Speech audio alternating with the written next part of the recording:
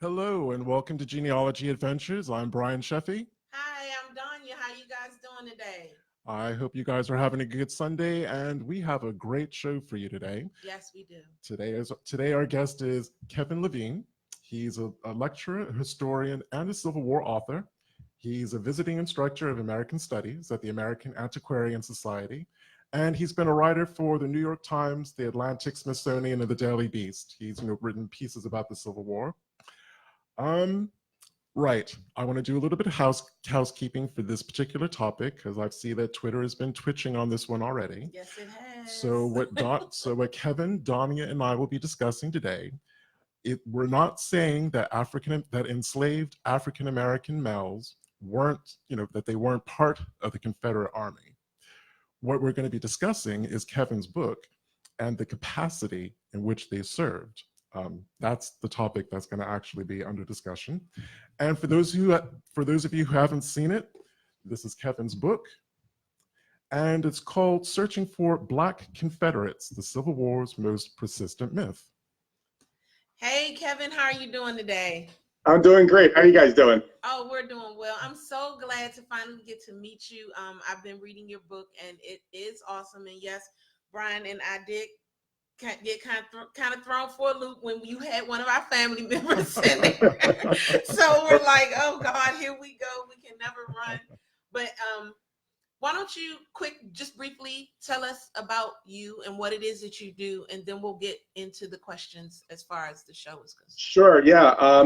Real fast, my background is I'm an educator. I've taught on the college and high school level. Right now, just to make one correction, when I taught at the American Antiquarian Society, that was a couple of years back. So I'm now teaching once again on the high school level at a local private school, which I really enjoy. And over the last 15 plus years, in addition to teaching, I've also dabbled in writing about the Civil War and blogging. I've been blogging since 2005. And I've also had the opportunity to publish in various places, including 2 books. And obviously the most recent one is the one we're going to talk about today. So, everything is an extension of my fascination with the Civil War era. Wow. Okay. Well, I have to ask, what was it about the Civil War as a subject that really interested you? Yeah. That's a good question. It's hard to pin it down, but I guess my first exposure was back in roughly 1994. Long story short, I was finishing a master's degree in, of all things, philosophy at the University of Maryland near DC, and my advisor lived out near the Antietam battlefield. And on one of my first visits, he gave me some ideas of places to visit while I was traveling out in that area. I used to dog sit for him when he was away, and he said, go visit the Antietam battlefield. And I had never thought about the Civil War before. I don't remember learning anything about the Civil War in high school, but it was spending a few hours, and it wasn't so much the battle itself, but it was the stories that I heard about, and it was also, I think, the connection to place that was really important. And I think that stuck with me over time. It's for me, it's as much about trying to connect people to place as it is sort of sharing stories as a result of years of research. But that was the beginning of it, and it just sort of grew from there. Well, I have to admit, I was really interested about the whole topic and the subject. I had started reading your previous book and was really impressed with that too.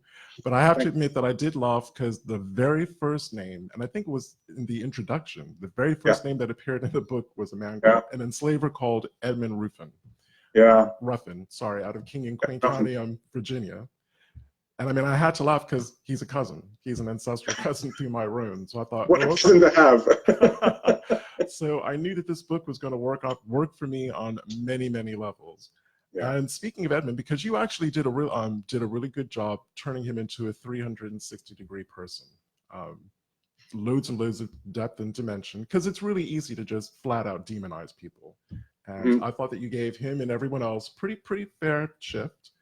And I was wondering what kind of resources and repositories and archives did you visit and access to be able to really develop people's stories? Yeah, so I first of all, I appreciate that. The book is divided into 2 sections. The first half of the book, roughly, is sort of focused on the war itself, or if you want to sort of take it a little bit further, it's focused on the people who lived through the war years between 1861 and 1865. And I have to say that, it was to get at the relationship between master and slave within the context of the Confederate Army, the relationship between slave owners and what they would have called body servants, what I call camp slaves, was difficult to get at for a number of reasons. First of all, in terms of archival material that allows us to interpret the lives of these enslaved men, that is almost impossible to uncover, right? I was able to find a couple of accounts of enslaved men, body servants, writing home, and I think in many of these cases, in the few cases I found, they were probably dictating letters to their owners to be sent back to their families. So in terms of documents, letters, written material from enslaved men, that's almost impossible to find for the obvious reasons. You're dealing with high illiteracy rates. And so to get at the relationship itself, or try to understand both parties, which I try to do, you're almost exclusively relying on the letters and diaries of these Confederate officers who bring these body servants with them into the Confederate Army at different times during the war. And some of them write about these body servants in passing. A few of them write about them over time, so you can follow them over the course of their military career. You can follow them you can follow the relationship between these two men evolving. I would describe it as expanding in some cases, contracting, being broken entirely. So what I mean by that is that I was interested in trying to figure out to what extent did the master-slave relationship evolve during the war. We're used to thinking about it in the context of the plantation on the home front. But what happens when you take that relationship and pluck it out of something that was known, that could be set and reinforced by the master over time? And what happens when you place it into a completely unknown landscape, the Confederate Army? And so you watch as body servants push for increased privileges. Some of them earn money in camp. Some of them are away for periods of time, running errands for their master. Sometimes, of course, masters have to push back on their camp slaves, who they believe have sort of pushed them too far, and they do so in very violent ways. And sometimes you watch as that relationship is broken altogether, with enslaved men running off at various points in time, either to the Union Army that's nearby, or just running off to gain their freedom, by any means. So the kinds of materials, to get back to your question, the kinds of materials that I relied on are, I think what most Civil War historians rely on when you're trying to get at the lives of Confederate officers, and those are diaries, letters in various archives, various repositories. I have to say, however, that I relied mainly on published materials. And I did that for a very specific reason. There are some archival materials in there, but I wanted to make sure that anyone who wanted to follow up on, a reference that I make in the book is able to do so. Because I think one of the problems with this subject, I think the two of you were sort of hinting at this, it's so incredibly controversial that I want to make sure that people can follow my footsteps as much as possible. And so that was one of the reasons why I relied on a number of really good published accounts, Confederate letters, diaries, that really dig in to their connection to these body servants during the war. So again, because it is a very controversial subject, you were just doing your best to do your due diligence, and as you said, and also transparency, which I'm going to have to admit doesn't necessarily work on the flip side of the argument. But you segued into kind of my next question, and then I'll hand over to Danya. You did a wonderful job, again, discussing the relationship of Silas Chandler with his young enslaver. And I believe they came from was it Tennessee or Kentucky? Oh, West Point, Mississippi. West Point, Mississippi. Yeah, they came from Mississippi. Even further. Originally Virginia. Right. Silas was born in Virginia to the Chandler family. Yeah, he may end up being yet another cousin. Oh. So what I wanted to broach with you is really what we're talking about are three very different viewpoints.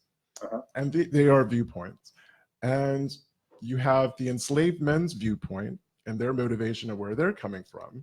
You have their enslavers' viewpoint and where they're coming from. And then you have, I guess, what we can call the neo-Confederates viewpoint and where they're trying to come from. Yeah. So using Silas as an example, I think of whether it's a plantation or a farm, I think of them as forced labor camps, because you can't go anywhere without a slip of paper to say you can leave, and your life is just totally controlled. That's right. That's right. So with enslaved family members back on a farm or a plantation, I mean, how realistic was it for an enslaved man to turn around and say, well, no, I don't want to go fight for you?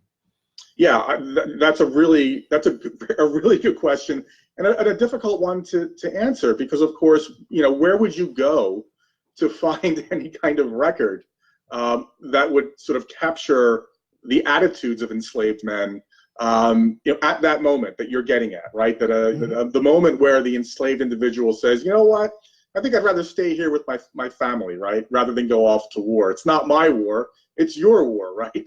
And so you can imagine there are very few, well, I don't have any accounts, I should say, of anything that captures that moment.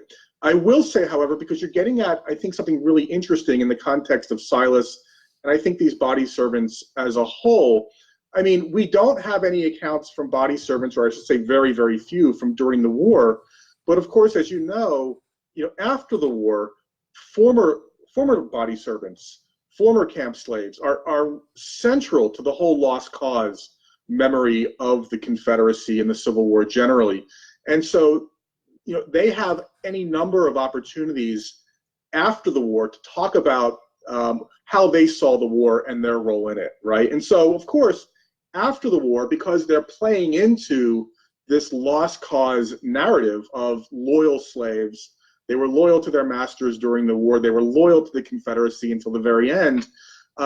These formerly enslaved men, exaggerate the extent to which they fall into that narrative. They are over the top in terms of wanting their former white comrades, if you will, their former masters, and white Southerners generally after the war, to see them as loyal, either because they want to gain something out of it, they want a pension perhaps, or they're attending a Confederate veterans reunion, that they are very willing in many cases to play into that game. But you have to imagine that these very same men would have had very different attitudes during the war, because in many cases they were leaving their families, they were leaving their wives and children, as their masters were doing as well. And Silas and Andrew Chandler, the famous photograph that of course is featured on the cover of the book, they're a perfect example, because Silas does leave a wife back home, and by the middle of the war he has a newborn child.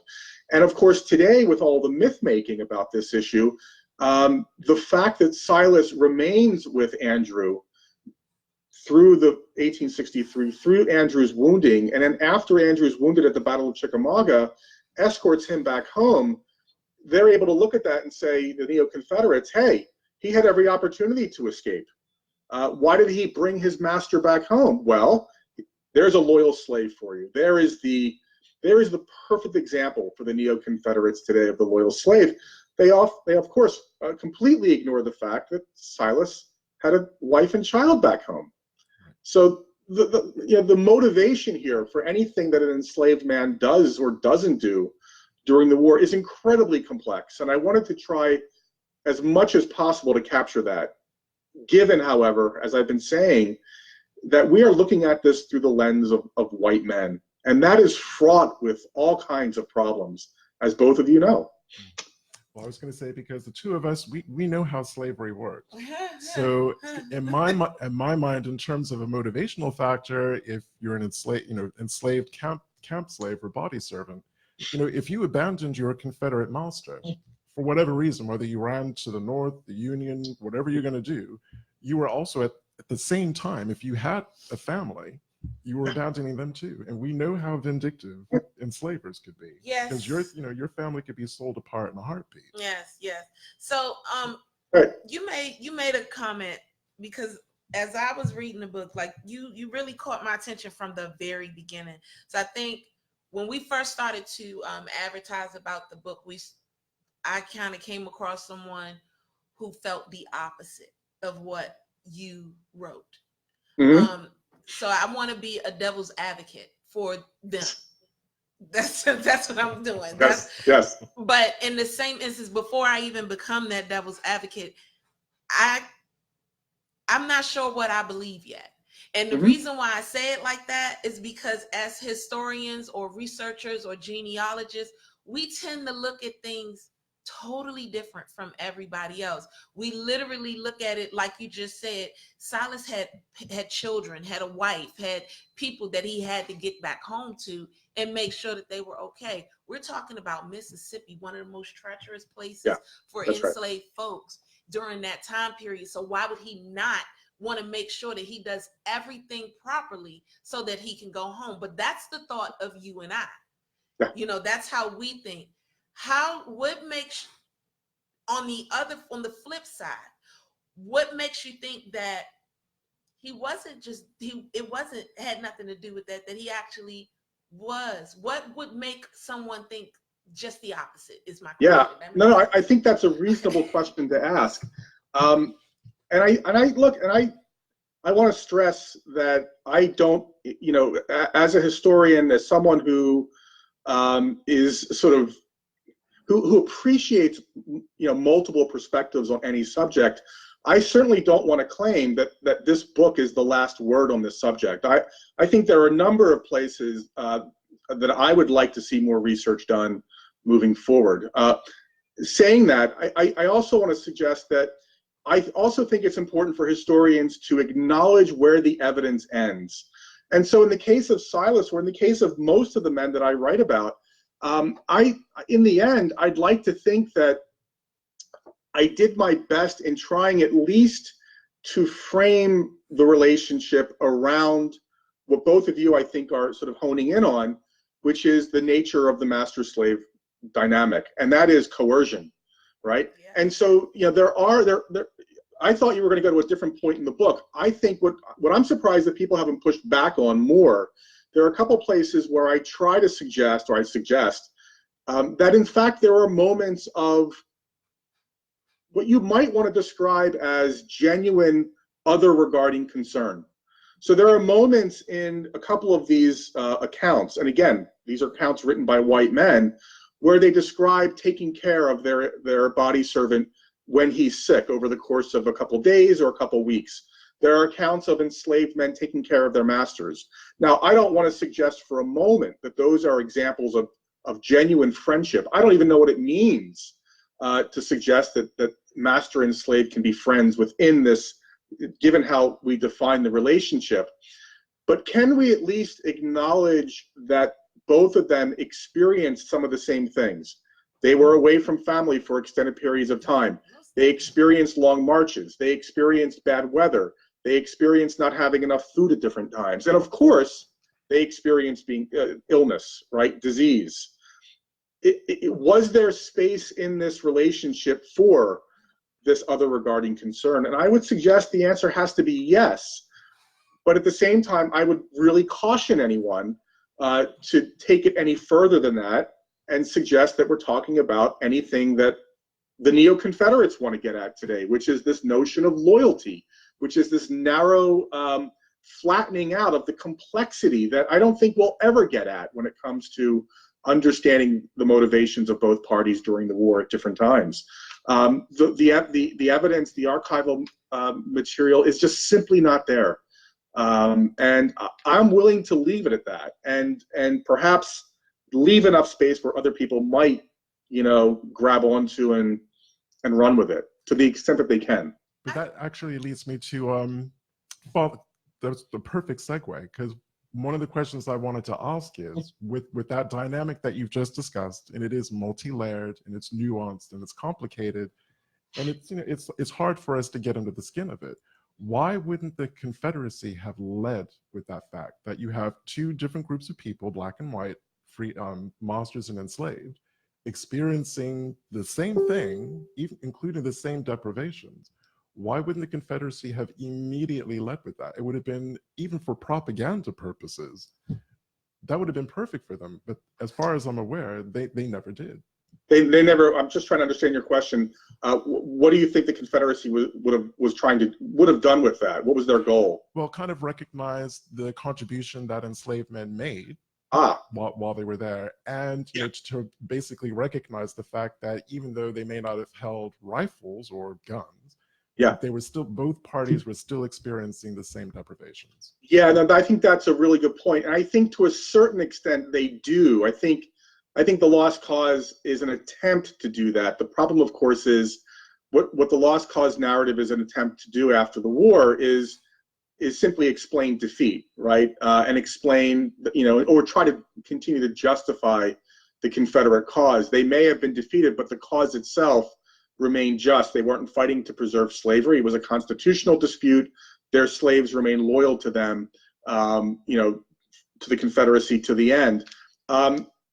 So I think to a certain extent the Confederacy does acknowledge the importance of enslaved men during the war, because they go to such an extent to mobilize them during the war, right? I mean, as I suggest in the first chapter, the first two chapters, you know, black men, enslaved men are absolutely the foundation of, or to use Alexander Stevens's language, the cornerstone of the Confederate Army. Enslaved men is what makes the Confederate war effort possible, both on the home front and in the Army itself. I mean, if you have now an understanding of, say, for example, Lee's army in the summer of 1863, numbering somewhere around 75,000, and acknowledging that perhaps that army included 10,000 enslaved men, then you have a very different picture of just how Confederate armies operated. Confederate armies, when you acknowledge this, I think you have to sort of appreciate that they were not able to camp efficiently, march efficiently, or even engage in battle efficiently without enslaved labor. So I think in the sense that the Confederacy mobilized tens of thousands of enslaved men throughout the war, I think to that extent, they did acknowledge the crucial role they were playing. In fact, that does sort of get to the important point at the end of the war, which is that the Confederates did engage in a very public and a very divisive debate between mid-1864 and the end of the war in the spring of 1865 as to whether to enlist slaves as soldiers. And that, of course, takes place throughout the Confederacy. No one who engages in this debate, regardless of their position on this issue, ever acknowledges that enslaved men were already fighting as soldiers. So that completely undercuts any claims today from neo-Confederates that they did fight throughout the war. But it also, I think, highlights the distinction or difference between the role that enslaved men played up until 1864 and the possibility that they may have been able to perform a very, very different role as soldiers, you know, assuming the Congress would pass legislation, which of course they did in the final weeks, but it didn't make any difference to the end of the war, right? So I hope that answers the question. Yes, no, it does. Thank you. So one of the things that caught me was like in the introduction and how you discussed the form. What is the name of this form? I'm looking at it. I got it highlighted and everything. A pension form, maybe? Yeah, the application of indigent servants. That particular form. That caught my attention because in here you said, you know, they had to demonstrate their loyalty to their former masters and so on and so forth. I mean, I guess one of the things that my cousin was talking about, he was like, well, what makes you think they didn't do it just because they wanted to do it? This form kind of shows why they didn't do it because they wanted to. They did it because they had to in order to move forward. So I know I'm trying to be devil's advocate, but you throwing out things out there that allows me to say, well, this is why.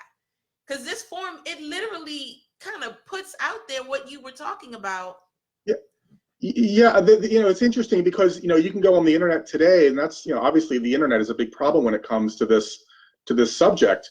But there are plenty of people out there who believe that these pensions are evidence that black men fought as soldiers, right, in the Confederate Army. And you're shaking your head, which is obviously the right reaction here. And what's fascinating, of course, is that it doesn't actually take much time to get at the truth here, right? In fact, as you were noting, it says it right on the document, right? It tells you on the document what this is for. And these are for 5 former Confederate states: Mississippi in the late 1870s, the other 4 in the 1920s, passed legislation to give, in most cases, former camp slaves, former body servants, pensions. And I have a whole interpretation as to why I think they did this. But it's very clear that these pensions were not being given, they were not issued to former soldiers. In fact, for every pension application that is approved for a former slave, you can find any number of examples where they are rejected because the individual was applying as a soldier. And you can find this in all 5 states, where they write back, the pension board writes back and says, you're just mistaken. You weren't present as a soldier. You were present as a body servant. And so in the case of, I think that was referenced in the case of Silas Chandler from Mississippi, or there's a couple other, I think it was Silas. That's Mississippi's pension document. Let me also mention, because we're on a genealogy show, and so I think it's probably not a stretch to imagine that some researchers, when they're researching their family's history, might come across a document like this. And it may be confusing. And I think what's so important here to just reinforce is that even if you have the document itself in front of you, if you don't have the broader historical context, if you can't fit it within a broader understanding of why these pensions were issued, the role of enslaved men during the war itself, there's a good chance you may be led astray. And I bring this up because if you find a document in a North Carolina archive, if you're looking for an African-American ancestor in North Carolina, you may find a pension application.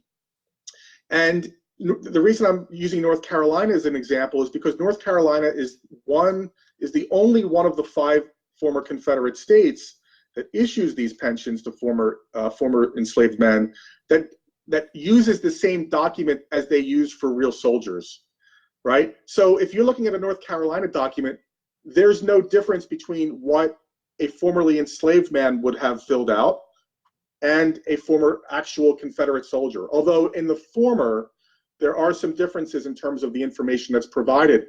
But if you're not well versed in this, it's easy to be, like I said, it's easy to be led astray. Yeah.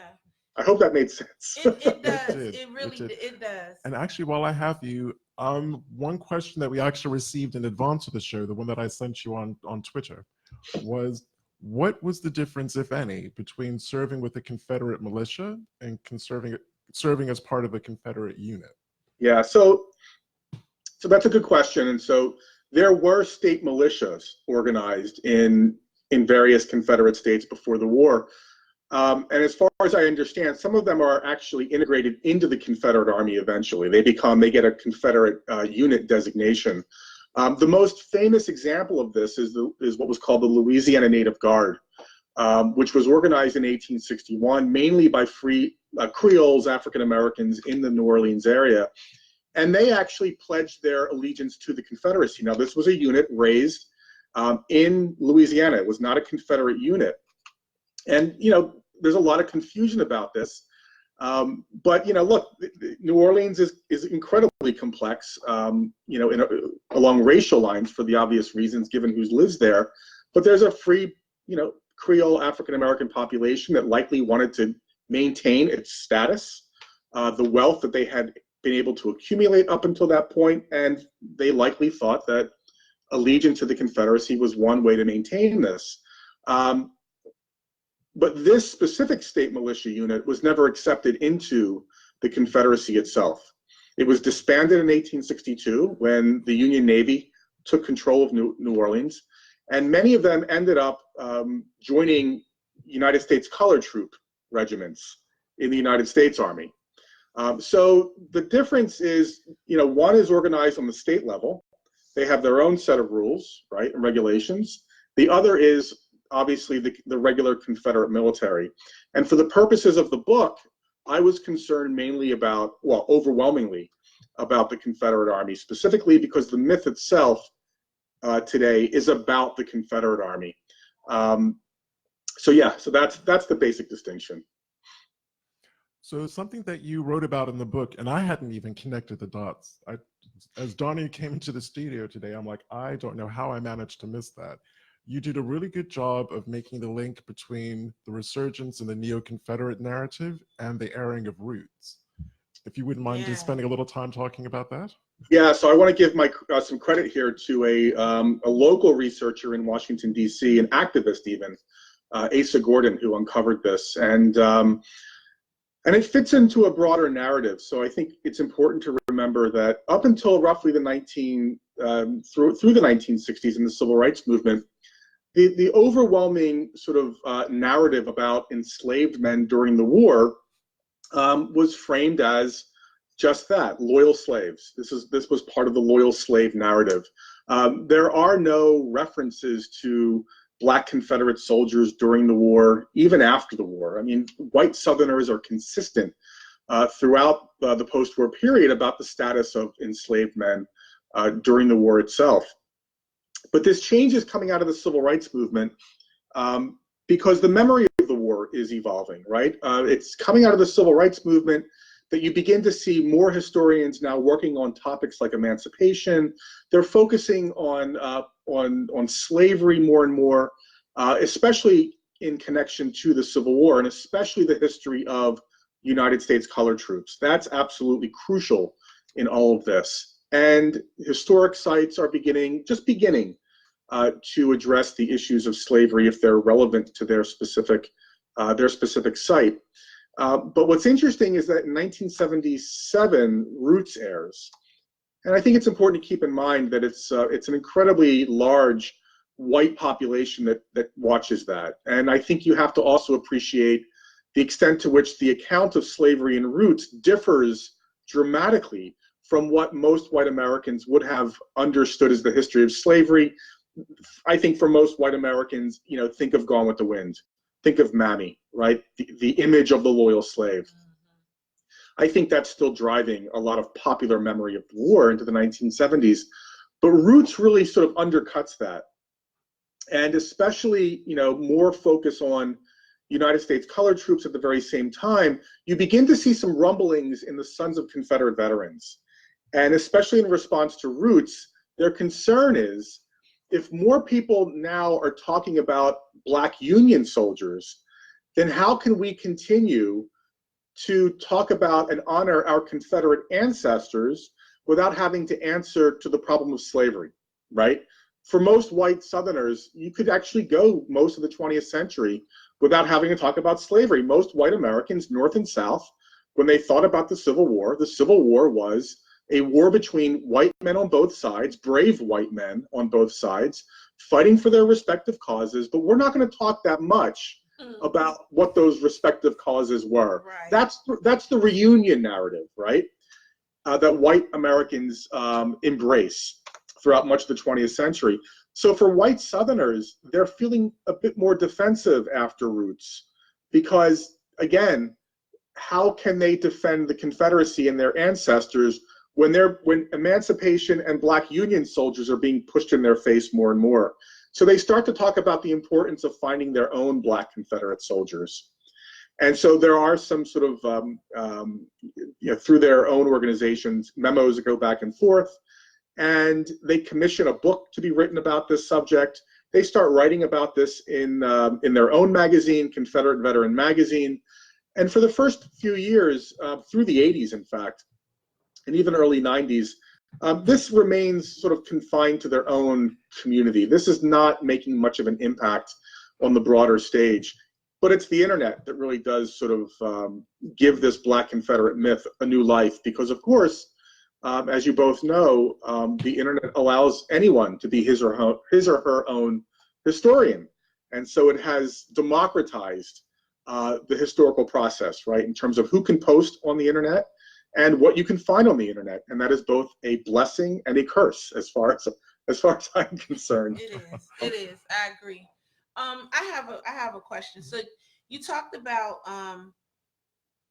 you gave a story in here about one guy who a group of troops who ended up being around a group of black, I guess they were Black Confederates. They were camp slaves. Yeah, yeah. And basically it said another Bay Stater pinned a black man to the ground with his bayonet before declaring, "Here goes $1,000. I wish this was his master." If they were trying to quote unquote free those enslaved, why would he do that? I didn't understand that. Yeah, no, I think that's a great question. So that account comes at the Battle of First Bull Run, July of 1861, the first major battle just outside of D.C. in Northern Virginia. And I think, although I don't really sort of explore it in this regard, I think you do bring up another really good point, and that is that I live in Boston. I've been here since 2011, and I can walk around downtown Boston and I can look at any number of statues that celebrate Boston's white abolitionists, William Lloyd Garrison and others, Charles Sumner, the great Republican. Of course, Boston also had, before the war, was one of the centers of the Black abolitionist movement, but you wouldn't know that here in Boston because there really is nothing that sort of openly celebrates the most important Black abolitionists here. That's a different point. That's a different show, I think. But I think the point I would want to make here is, or what I want to get at here is, there is a myth that I think even Northerners embrace to a certain extent. That is that that everyone who joins the U.S. Army in 1861 is fighting to end slavery, is fighting to make Black people equal to white people. And I think one of the things that account speaks to is that there is a deep-seated racism that is pervasive throughout the United States in 1861. It's pervasive in the South, reinforced by the institution of slavery, and it's reinforced in the North through various kinds of discrimination that African Americans face in various states. I think the overwhelming number of the loyal white citizenry of the United States in 1861, and I think even to a great extent, even by 1865, are fighting this war to save the Union, right? This is not a war that is an attempt to address the issue of equality, of racial equality in the United States. I think it's important to remember that that the war could have ended without slavery being abolished. Remember, if the war ends before the end of December of 1862, the Union is saved as far as Lincoln is concerned, and that's everything he had been asking for. The Emancipation Proclamation only goes into effect on January 1st, 1863. So the war could have ended without slavery being abolished, and I think the vast majority of, again, white Northerners would have been perfectly happy with that. If they come to believing that slavery should end, they typically do so because they believe it will end the war faster. So maybe you can think of that in the context of this account of Bull Run. If you kill, or if you destroy what the slave owner owns, right, his property, if you will, then perhaps that damages the Confederate war effort entirely and gets us closer to the war ending sooner than later. But I think in the end, that account speaks to just the violence that enslaved men experienced during the war. Both enslaved men in the Confederate Army, but especially enslaved men, women, and children throughout the South during the war. I mean, just think of there's plenty of new research on the reality of contraband camps during the war. These are camps that are set up by the U.S. Army that take in fugitive slaves, usually in the path of the Union Army. Some of the men, of course, end up serving in the United States Army, but women and children experience all kinds of abuse in these camps. And so I guess the point I'm trying to make here overall is that this narrative of slavery to freedom that I think we love to embrace as Americans, it helps us to frame this war, is incredibly simplistic. That narrative of slavery to freedom was fraught with violence, with disease, and it wasn't a straight shot from slavery to freedom. You could be enslaved, you could think you have your freedom at some point, and perhaps you lose it again. So I think that account early in the war speaks to just the situation that African Americans find themselves in, which is, it's incredibly complex. And I'll just sort of finish this with this point that, we tend to think, I guess what I would want to suggest here is that enslaved men in the Confederate Army, they don't just survive slavery, they survive the war. Or I should say they have to survive the war to survive slavery. And that's something I think that most people don't quite appreciate it when it comes to the subject of body servants and camp slaves. Yeah, that's deep. Go ahead. Because again, one of the things that really struck me in what you covered in the book was, again, the focus on neo-Confederates about the fact that, and even Confederates at the time, that the enslaved men were taking the bodies of their dead masters back home. And they were using that as like a loyalty example of loyalty, where again, coming from motivation, well, if I'm a camp slave or a body servant and my master is dead, well, that's my get out of war free card. I am going to take his body back just to make sure that my own family is okay. Perhaps, and that's absolutely. You said it perfectly. I mean, I think that's absolutely right. The death of a master raises all kinds of questions for that enslaved individual. Do you run off? If you have a family back home, what happens to them? What obligation do you have to bring that body back? Do you bury it, or do you try to bring it back? Depending on how far you have to travel. And then, of course, how do you get the body back? Right? I mean, all kinds of challenges that these men have to face in the event of losing of the master losing his life on the battlefield. And again, these are the kinds of questions that it would have been nice to be able to answer, but I don't really claim to have any answers when it comes to those specific experiences, because look, I'm a middle-aged white man. I mean, what experience could I possibly bring, given that I don't have any archival, the relevant archival material handy? Could I bring to sort of even beginning to understand what that experience must have been like? None at all. So you just leave it. You have to know when to leave it. Yeah, because being, like I said, being the devil's advocate, you could look at the same thing that you just said. There also could be there are other reasoning for doing it was, and this is what I think people are doing. I think people are thinking with today's mind and applying it to yesterday's life. Yes. So with that being said, you can't sit up here and say, when you're looking at our Black, white, Hispanic, Chinese, American soldiers, and that's my brother. That's what they're saying right now. That's my brother. I'm going to take care of him. Yeah. So they're looking at these same people and saying that a brother bond was created during this war. Yeah. And this is why they were where they were. What makes you think that didn't happen? And I can actually understand them coming with that, but in the same instance, I have extra stuff that I have to think about in order for me to move forward. So my mind won't let me, like, I'm trying to be the devil's advocate. I'm trying to understand the other side, but because I think like you do, yeah, I'm also at but what about this? And what about my children? Or what about my family? Yeah. So I see where their point comes in, but then I also see the other side that it's like you're purposely not paying attention to, in my opinion.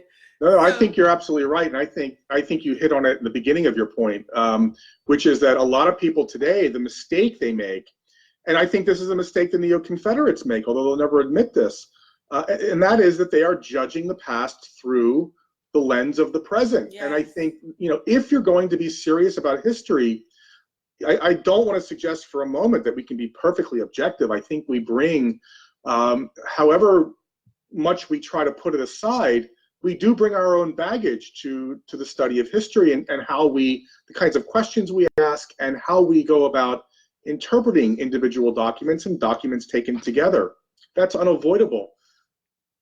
But it does seem to me that a lot of the myth making that goes on today is a very conscious attempt to reconcile the past with the present. So the myth, I think, of this kind of, friendship evolving, loyal slave narrative that people love to embrace today is a way to reinforce your own assumptions about the racial divide. So if you have any urge today to push aside the racial divide, if for whatever reason, and I don't want to get too political here, but a lot of the people who embrace this narrative tend to be politically conservative.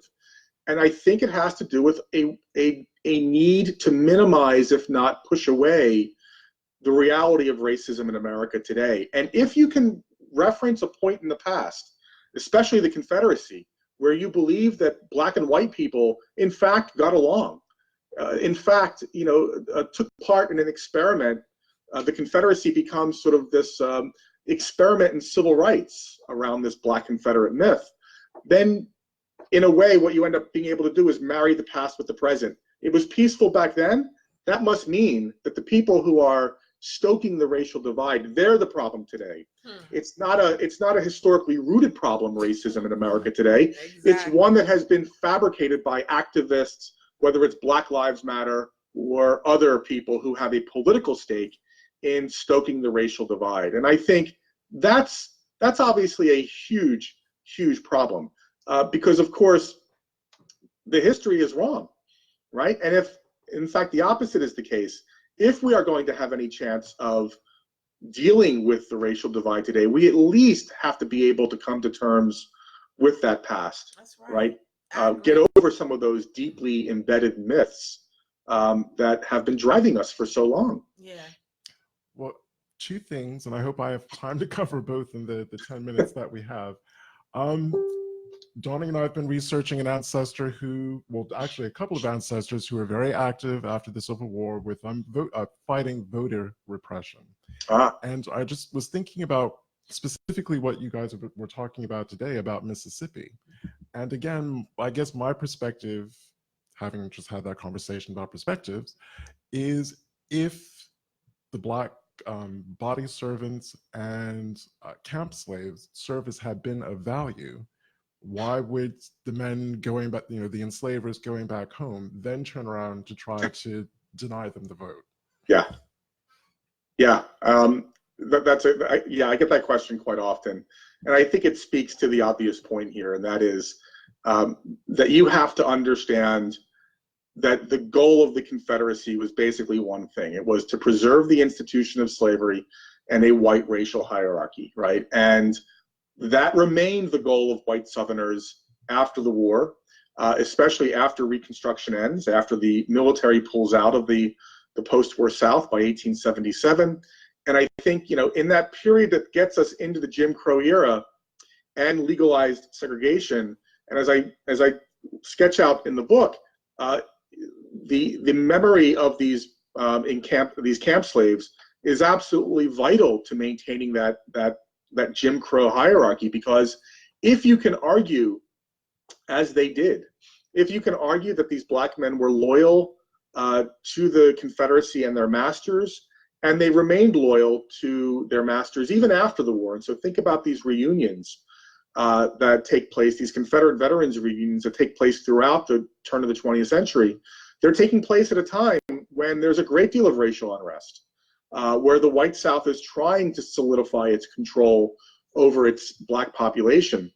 And to have these former camp slaves attend these veterans reunions as former camp slaves, still loyal to the old South and the Confederacy as a whole, still loyal to their masters, then they can actually use them as symbols of how African Americans generally should behave.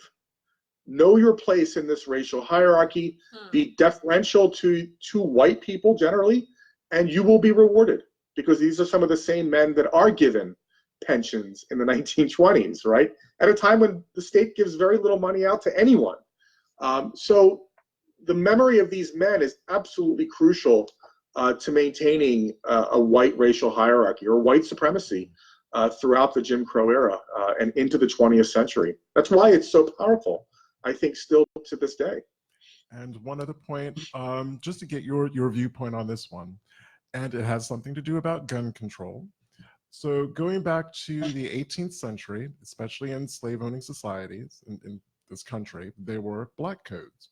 And it didn't matter if you were free or enslaved. In places like Virginia, for instance, it was illegal for you to own a gun. If you got caught with a gun, it was not going to end well for you. That's right. That's right. So if the very definition of a serving soldier as we know it, and even contemporaries back then would have understood it, the thought of a black man, much less an enslaved black man with a rifle, was anathema. Yeah. So how do they get around, how do people get around that one? Oh, well, they do it very easily. They just don't know their history, right? So they don't have to worry about getting around it, right? I mean, they're just ignorant of that fact. And I think I think you're making a good point. But I want to take it a step further, because I think you're absolutely right in the context of the Confederacy. But I want to sort of stretch that out a bit, because I think it's important to remember that the United States didn't recruit black men either in 1861, right? In fact, it's not until 1863 that black men begin serving in the Union Army until 1865. And obviously some of the reason for that, I mean, there are a lot of reasons, but certainly the racism that's pervasive in the North is going to push back against the idea of arming black men, whether they're enslaved or not, right? Regardless of whether they're born free in the United States. And I think the fact that they did eventually in 1863, and the fact that they were allowed to help save the Union, end slavery, that fact is what creates all the challenges that we continue to face. Because again, slavery doesn't end in the United States because white Americans come to this sort of moral awakening at some point. Slavery ends because the war dragged on. And the United States needed bodies to fill those uniforms. And if you're going to fill those uniforms with black men, then you have to deal with the consequences of what that means in a post-war America. What does that mean in terms of citizenship? What does it mean in terms of civil rights? And what does it mean that you have now created a foundation, a cultural foundation of armed black men? I think that image of the armed black man is not just a fear in the South. I think it's a fear throughout the United States that's going to take us into the 20th century, even to present day America. The idea, I mean, take it to the civil rights movement. What were most white Americans most uncomfortable with? The more militant side of the civil rights movement, right? African Americans who were going to not take the peaceful route. They were going to think of King, back. right? That's right. But we're going to take the more, back. Perhaps, in their eyes, something that might lead to outright violence. And so the idea of black people as violent, I think, is something that this country as a whole certainly has to take stock of in terms of the long history and memory of that specifically. So I think you're raising a really important point. I think that you just started another show. Because that's just like a whole nother thing. But I wanted to just acknowledge our audience, because I had one person, Janice, who made a comment saying that she had the pension file for one of her ancestors, and he had to fight for most of the rest of his life to receive his pension. So you kind of covered a lot of the things, and they all were very, even though I don't really have the time to read them out to you, but they were very agreeable to what you were saying. And I'm just so glad that you were able to come on the show and have this discussion about your book. And it's a very good book, and I'm so glad you have it. I have one question, if you can answer it very quickly. I'll try. How can this book be used for genealogical purposes? Yeah, I think, just to hit at a point I was saying earlier, I think if it provides historical context to understanding some of the documents that people might find, specifically trying just to understand the actual roles that black people played in the Confederate Army, anything that steers us away from, from falling for this myth of black soldiers, I think is a good thing. And so trying to understand perhaps how history gets shaped, but also how that gets sort of manipulated in the past, maybe sort of may allow researchers to always have, reinforces the importance of researchers going in with the warning light always on, right? Always be sort of wary of what you're looking at. Make sure that you're properly interpreting the context of any specific document, because I think this is an example that shows what happens when you get led astray from the actual history, right? So I hope that made sense. Yes, I was trying to encapsulate it. Absolutely. Well, I know one book, if you ever fancy having a go at it, I have a lot of Southern enslaved ancestors who did run off and they fought for the Union, and then they went back home. And I want to know what life was like for them the day after they went back. Yeah, absolutely. But thank you so much, Kevin, Thank you for joining us. This was great. And everybody, here's the book. It is on Amazon. It is on Barnes and Noble. And is there anywhere else we can find it? Yeah, no, it's at all. You can find it in the bookstores, Amazon, Barnes and Noble, IndieBound. Yeah, all the normal places. All the normal places. So yeah. Please purchase it. Searching for Black Confederates: The Civil War's Most Persistent Myth. You already have one person who says they're getting your book. So thank you so much, and we look forward to talking with you more. Maybe come back and anytime and talk about Reconstruction, because we are looking looking for someone to do that, Kevin. So you might be that man. Happy to help out. Okay. So thank you once again for joining us. Thank you to all of our audience for spending your Sunday with us, and we look forward to seeing you next week at 4 p.m. Eastern Standard Time. Yes. The next week's show is November 3rd, right?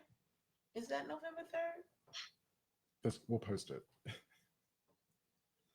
What's next week's date? Oh no, we have to post that one. That's right. Okay. So thank you. Yes. Once again, loving you. This was awesome. And do you remember me calling you my boyfriend on Twitter?